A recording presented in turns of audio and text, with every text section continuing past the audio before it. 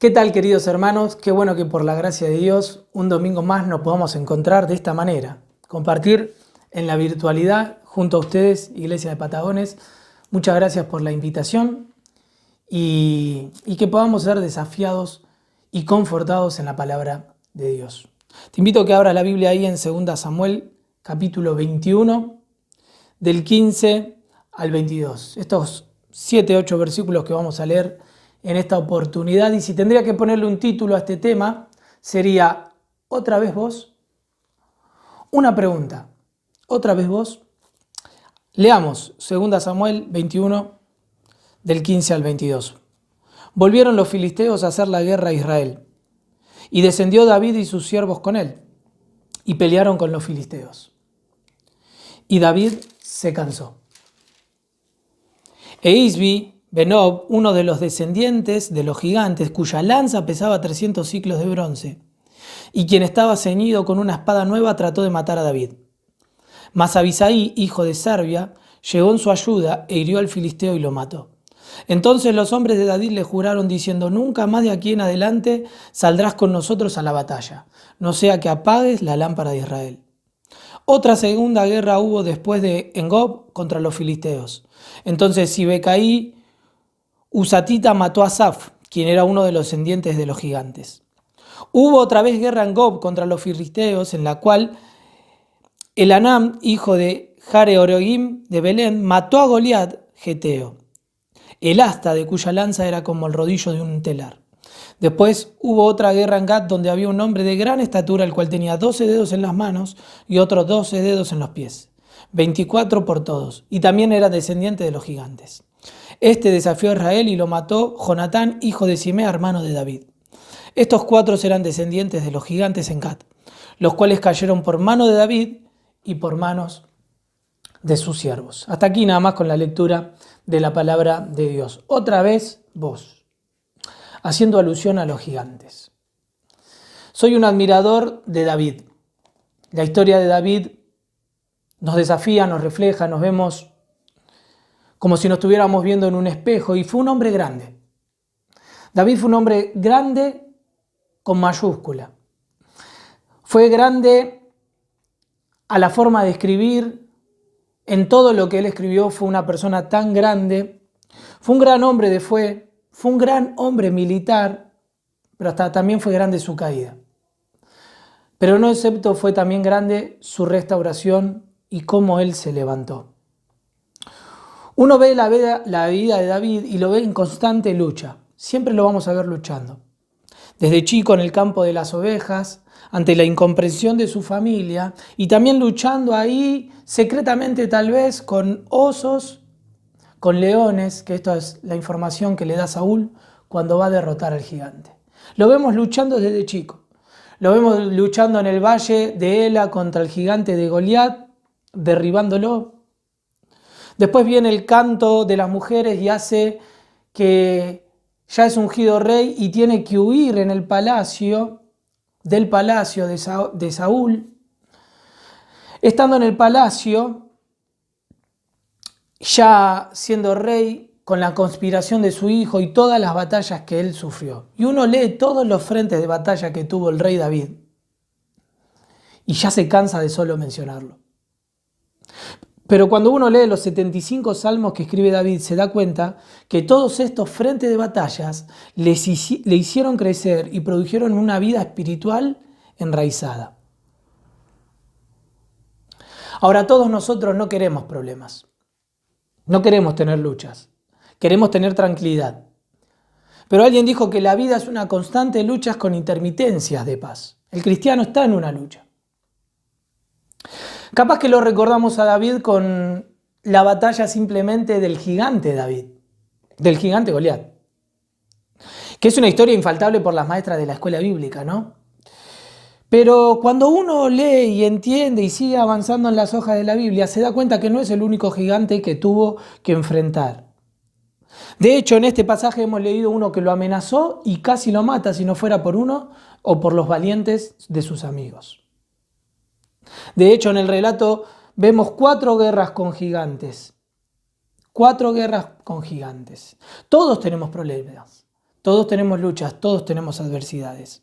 De físicas, de salud, familiares, tensiones emocionales, económicas. En un país tan inestable como en el que estamos, vivimos en una lucha constante. Y hay dos tipos de problemas: los manejables, el cual la solución está al alcance de nuestra mano, y los inmanejables, cuando sentimos que las fuerzas no alcanzan y que no damos más. Y uno llega o llegó tal vez a este pasaje a través de esa circunstancia de la vida, llegando no dando más. Y esto nos hace reflexionar, este pasaje nos hace reflexionar. Cuando la capacidad de solución se disminuye, pienso que estoy ante un gigante. Y que ese gigante, si no lo conozco y si no actúo frente a él, me puede derribar. Pienso que Dios levanta este pasaje para hacernos entender lo frágil que somos como ser humano y que lo bueno que es buscar la dependencia en Dios. Pero nuestra fragilidad está llena de soberbia y no queremos reconocer lo inestable y lo frágiles que somos. Es el ser humano que se cree todopoderoso y ante el gigante no nos damos cuenta que no somos poderosos, que nuestra soberbia no sirve para nada y que somos frágiles. Moisés llega a la tierra prometida, está llegando a la tierra prometida, los israelitas, ahí esta historia la vamos a ver en número 13 y dice que mandan a 12 espías. Y cuando llegan estos 12 espías, entre los cuales estaba Josué y Caleb, se encuentran con los gigantes que estaban ahí. Estos gigantes se mencionan, como lo hemos mencionado acá en la historia bíblica, con 12 dedos. No eran por como lo pinta la mitología, sino que eran de generaciones de la raza humana, admirados por su estatura, y quienes tenían uno de estos, de sus paladines, sin duda en los frentes de batalla iban adelante. El pueblo que los tenía en la época de guerra, sin duda en el cuerpo a cuerpo, ganaba. Ahora, cuando traen la información, 10 se detuvieron en el reporte negativo y solo 2 dijeron no. No es así y sí podremos contra ellos. Ahora, hoy nos enfrentamos con gigantes, visibles o invisibles. Ellos tal vez se enfrentaban con gigantes que eran visibles y tal vez hoy nosotros con invisibles, gigantes invisibles. Pero es bueno que reconozcamos y que podamos conocer cuál es la estrategia. Veamos 3 estrategias y cuáles son el fin de estas estrategias de los gigantes. ¿Cómo se desarrollan en nuestra vida estos gigantes y cuál puede ser el fin, el objetivo o lo que produce muchas veces en nuestra vida para poder atacarlos? Cuando doy un ejemplo de estratega me gusta dar el ejemplo de Gallardo, tan actual. Soy hincha de Boca y simpatizante de Boca y no me gusta darlo con orgullo, pero Gallardo es reconocido por ser un gran estratega. Ahora, sus triunfos muchos se merecen a la estrategia que él lleva a cabo en cada uno de sus partidos. Bueno, ¿queremos derribar a nuestros gigantes? Conozcamos cuál es la estrategia. Y en primer lugar, vemos en este pasaje que los gigantes llegan de una forma inesperada. Y tal vez el fin es detenernos. Llegan de forma inesperada y su fin, o por consecuencia muchas veces, nos detienen. Volvamos al ejemplo de Israel. Israel soñaban con la tierra prometida. Ellos no eran nómades. Ellos nacen en Egipto, si bien esclavos, pero acostumbrados no a andar vagando por el desierto, a levantar las carpas y volverlas al mar. Como pueblo, era un pueblo que estaba asentado. Eso no lo podríamos hacer nosotros. Moisés, cuando le habla de la tierra prometida, le dice que van a poder construir su casa, tener viña e higuera. Eso nos habla de lo fijo, de los residentes que iban a ser en esa gran ciudad. Pero cuando llegan a conquistarla ven el panorama de los gigantes y venían de derrotar a los amalecitas. Y ellos le tenían respeto, pero los gigantes aparecen inesperadamente y no se anuncian. Segundo ejemplo que hemos también mencionado, Saúl. Nosotros lo recordamos por la última etapa de su vida que fue deplorable, que consulta a brujas y termina de una forma y al cual nos da el ejemplo de que un cristiano, que una persona puede empezar bien y no terminar bien. que uno puede, mejor dicho, empezar tomando decisiones correctas, pero en el camino se puede desviar. Y nosotros lo recordamos, pero Saúl en el inicio de su servicio hace una gran expansión. Él tuvo un comienzo extraordinario. Él venció a los moabitas, dice la Biblia, a los amonitas, a los reyes de Edom, a los filisteos y a los amalecitas. Dice 1 Samuel, a donde quiera que él iba se volvía vencedor. Pero en esta oportunidad, ante el valle de Ela, ante el gigante Goliat, ante esta oportunidad, uno lo ve paralizado, el cual no sale. Los estudiosos dicen que él, por ser rey y por la estatura que tenía que salir él. Pero el gigante 40 días desafiando y él no sale. Como en Israel, los gigantes llegan de una forma inesperada, también en la vida de Saúl. Venía de victorias, pero aparece el gigante. Y el fin, en los dos casos, fue que los detuvo. Ahora, ¿cuáles son las consecuencias? Tanto a Israel como a Saúl, estos gigantes lo detuvieron. Pero en segundo lugar, los gigantes también pueden aparecer en la vida y nos pueden intimidar. Intimidarnos y su consecuencia tal vez es desalentarnos de lo que estamos haciendo. Cuando vemos el ejemplo de que los israelitas fueron a ver la tierra prometida, los espías, ¿sí?, no salieron a hablar con los gigantes, no salieron a luchar, solo los vieron. Y la simple presencia de los gigantes hizo que se intimidaran y que se desalentaran. Al punto que cuando traen el reporte hablan de apedrear a Moisés, a Josué y a Caleb. Y si no hubiese sido por la intervención de la presencia de Dios, los hubiesen matado. Por la pérdida, ellos tenían la pérdida de la batalla antes de pelearla. La presencia sola de gigantes los hizo intimidarlos y desalentarlos. Esa fue la consecuencia, desalentarlos. El libro del peregrino, ¿sí?, el libro del peregrino, me encanta porque habla de la alegoría cristiana en el periplo de la tierra prometida. Y el cristiano se enfrenta con gigantes, muy parecido a lo de esta historia. Y el gigante se llama desesperación. La esposa del gigante se llama desconfianza y la cárcel donde lo encierran es la duda. Lo contrario de la fe es la desconfianza. Y la duda es la inestabilidad permanente del ser. Y el que duda no avanza. No tiene tranquilidad. No hay gigantes, amigos. Todos buscan detenernos o desalentarnos.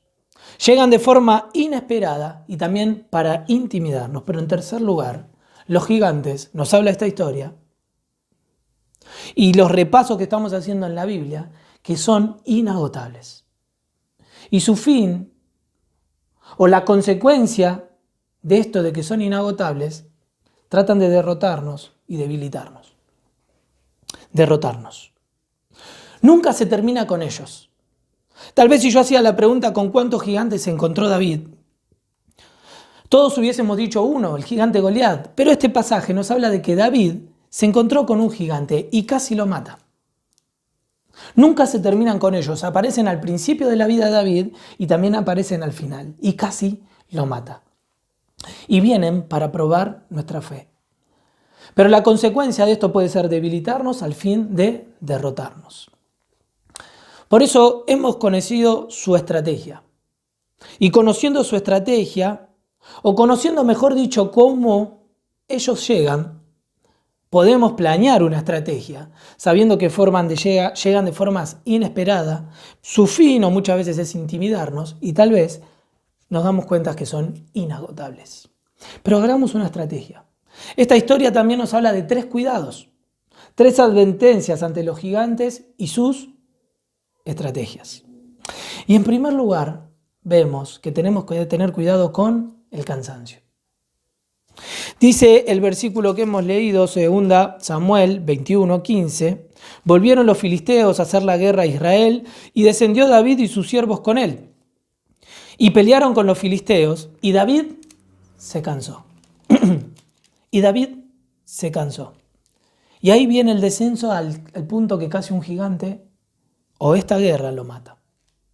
En primer lugar, ver y tener cuidado con el cansancio. David se cansó y casi lo matan. Es el ejemplo de Elías que después de tener esa terrible victoria ante el gigante de Jezabel, de la perversa de Jezabel y del rey Acab, donde 3 años de sequía, yendo de acá para allá, se presentan en el desafío del Monte Carmelo, donde había que subirlo, había que hacer ese desafío. En el monte solo desafía a los 300 profetas del rey y de Acab y de Baal, ora por fuego. Cuando desciende el fuego va y mata a los 300 profetas, ora porque descienda lluvia. Desciende la lluvia, mata a los profetas de Baal y corre delante del carro, donde Acab iba para irse para Jezabel para darle la noticia, y llega y se cansa. Y cuando se cansa llega la noticia de que tal vez pasa todo lo contrario de lo que él esperaba. Y Jezabel lo manda a buscar para matarlo. Y después de una gran victoria, lo vemos que se tira en una cueva y se quiere morir. Meditemos sobre esto. Porque uno a veces le pide al cuerpo mucho más de lo que puede dar. Y tal vez nos puede pasar como Elías o como le vemos a David. Pero en segundo lugar, el ejemplo de Pablo. Dice Pablo en una de sus cartas, dice, no nos cansemos de hacer el bien. O sea, hacer el bien a veces nos lleva a cansarnos. O sea, hacer el bien muchas veces, ante la ingratitud humana, porque a Dios no pasa nada desapercibido, nos puede hacer cansar. Y Dios tiene que salir como salió en el auxilio de Elías y se acerca, le da de comer, lo aleja del mal, lo restaura y lo vuelve a enviar. Y qué bueno que podamos contar con un Dios así.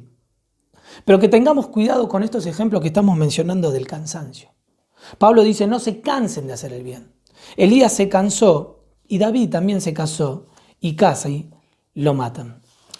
Pero en segundo lugar podemos tener y aprender de esta historia de fortalecer nuestra comunión. Vimos las 3 estrategias. Forman de llegada inesperada los gigantes. Su fin es intimidarnos y son inagotables. Y estamos viendo 3 cuidados. Y uno de esos cuidados es cuidado con el cansancio. Pero en segundo lugar, cuidado y fortalezcamos nuestra comunión. No solo con Dios, sino con nuestros compañeros de equipo. Dice el versículo 16, 17, que le dijeron, de aquí en adelante no saldrás más con nosotros. No, David, esto ya no es para vos. David, Abisaí, tomó la posta y lo ayuda porque sin él lo iban a matar. Por eso la iglesia, nosotros que conformamos cada uno de la iglesia, somos miembros de un cuerpo. Y dice que somos miembros de ese cuerpo y que Cristo es la cabeza y que debemos aprender esta convivencia y cuidarnos los unos a nosotros. Que ninguno cristiano piense que está solo en su lucha. Y esa es tarea de cada uno de nosotros. Busquemos la comunión y fortalezcámosla y no dividamos. Porque esa famosa frase que es cierta, divide y triunfarás.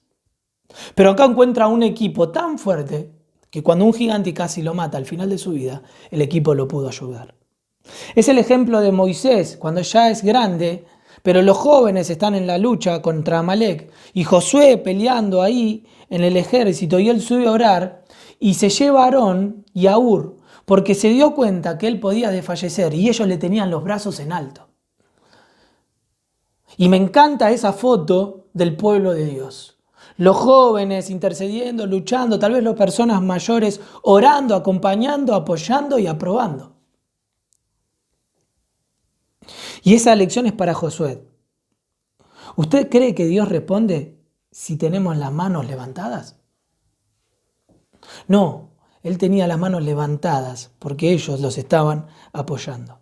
Dios responde siempre, pero debemos proteger a las lámparas, a los que están al frente.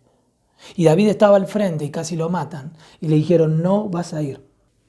Pero en tercer y último lugar, este pasaje no solo nos habla de tener cuidado con el cansancio, tener cuidado y levantar las barreras de la comunión si están debilitadas, pero en último lugar, levantar las barreras de la confianza.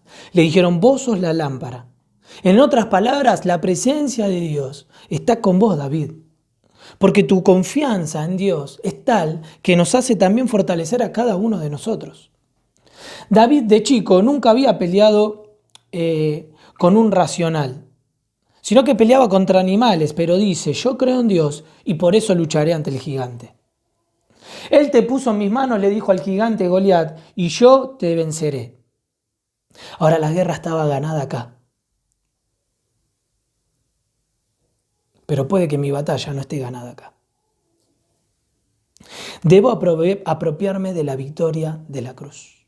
De hecho, nuestra guerra ya está ganada, pero tenemos batallas diarias que a veces la podemos perder acá. Y David había ganado su batalla acá, pero Saúl la había perdido acá. Por eso no salió a enfrentar al gigante. Y vemos a David que se enfrenta ante el gigante y lo derriba. Cuando todas las posibilidades eran nulas, él va y lo derriba. ¿Saben por qué? Porque como dice Jeremías 20:11, Dios está conmigo como poderoso gigante. Amén. Dios está conmigo como poderoso gigante. Que podamos apropiarnos de estas lecciones que hemos aprendido en el día de hoy. Y que este pasaje nos habla de cómo pueden aparecer los gigantes de la vida. A veces no lo queremos, pero son inagotables. Llegan inesperadamente y su fin es intimidarnos, para detenernos, para debilitarnos y para derrotarnos. Pero que podamos levantar estas barreras, tener cuidado con el cansancio, tener fortalecida la comunión y nuestra confianza en Dios. ¿Dónde está depositada tu confianza? Alguien dijo que las tormentas de la vida nos gustaría que nos agarren con Cristo en el timón. ¿Está Cristo en el timón de tu barca? Porque los gigantes van a venir. Pero es muy distinto enfrentarse ante una tormenta, ante un gigante de la vida, con Cristo en la barca, o con Cristo que está con nosotros como poderoso gigante. Si no lo tenés, acudamos a Él, pedile perdón en donde estás. Él entrará en tu corazón y será tu Padre. Y ese poderoso gigante será tu Padre Celestial. Y a los que somos hijos de Dios, que podamos recordar estas promesas, su palabra, para fortalecernos ante los gigantes que son inagotables. Pero que la confianza de Dios se renueva día a día y Él es más grande que nuestros problemas y que nuestros gigantes. Que Dios los bendiga.